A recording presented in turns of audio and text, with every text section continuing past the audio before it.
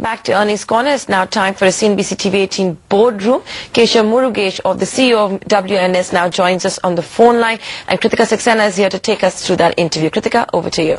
Thanks, Nayantara. Keshav, just take me through the numbers. Revenues are down by around 3.3% on a Q-on-Q basis, and profits are marginally up. Give me a sense of where the margins stand at currently and the volumes, taking in mind the pricing as well. Sure, Kritika. It's a pleasure to be online with you. First of all, I think we are very happy with the solid results we have delivered for the fourth quarter as well as for the fiscal 2012. I believe that the transformation of WNS is now progressing extremely well.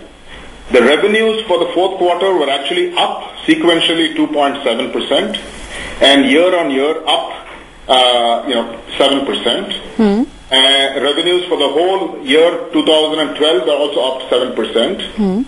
Our adjusted net income was at $47.3 million for the year, after providing for an extra $10 million of taxes, as well as not receiving a benefit of $7.4 million due to a change in hedge accounting this year. So really, on a comparison against last year, up by more than 17 million during the year. In terms of margins, again, gross margin for the year was 34%. SG&A was 18.6%. Adjusted operating margin 15.9%. Adjusted net income 12%. Effective tax rate 19.5%. And we are delighted with the results because based on these numbers that have been announced this quarter and for the year, they are right on top in terms of margin performance across the industry. Okay. Keshav, a quick word then on the deal pipeline. You've added around 5 new clients in the quarter. Can you give me a sense of how large the deals would be and across what sectors would this be? Yes, so actually we've actually been seeing very healthy growth in terms of pipeline across a number of areas, especially insurance, healthcare, our utilities vertical, as well as our consumer and professional services vertical. During this year, we also spoke about a large insurance deal that I'm delighted to say has now come in. We are ramping aggressively, 17 new processes being ramped at this point in time.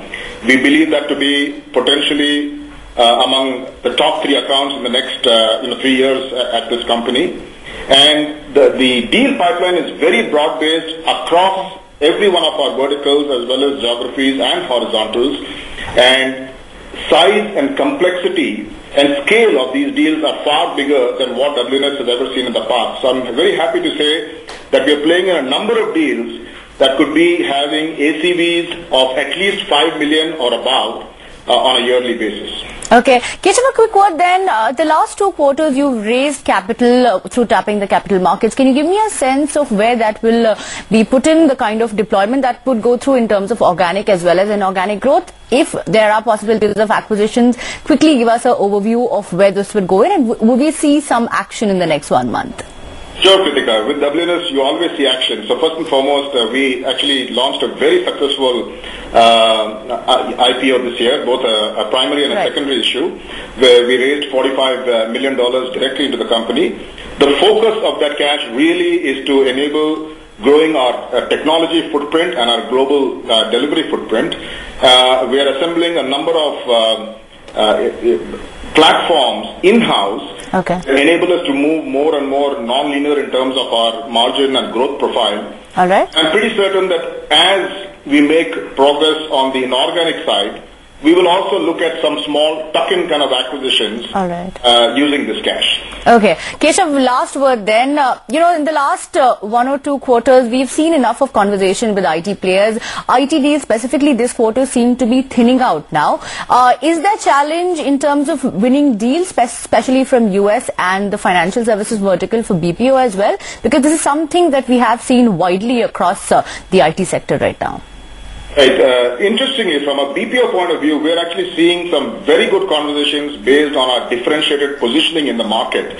From a WNS perspective, like I said, across every one of our verticals, whether it's insurance or BNFS or logistics, transportation, whatever, we're actually seeing great conversations taking place because I think based on the recessionary themes that continue to persist, clients now understand that this is something they have to do, and the first people they now want to go to are the BPO players. So we're actually seeing some real solid traction in the marketplace, and as you see the projections where IDC has left it, they're actually saying that over the next 5 years, the CAGR growth on the BPO side, offshore BPO, should be 19.1%, while NASSCOM has actually projected 11 to 13% for this year for offshore. All right. Clearly, the outer years are actually going to look very exciting for our business. Okay, thank you so much, Keshav, as always, for talking to CNBC TV-18. So, Nandara, clearly that last point that Keshav raised is something to look out for, because clearly where we are talking about Infosys and HCL going through a trying time, we are actually seeing a BPO player talk about a strong deal pipeline. So, let's see, next 2 quarters will be a crucial point for the IT BPO sector as a whole. Right, thanks, Kritika, for taking us through that boardroom.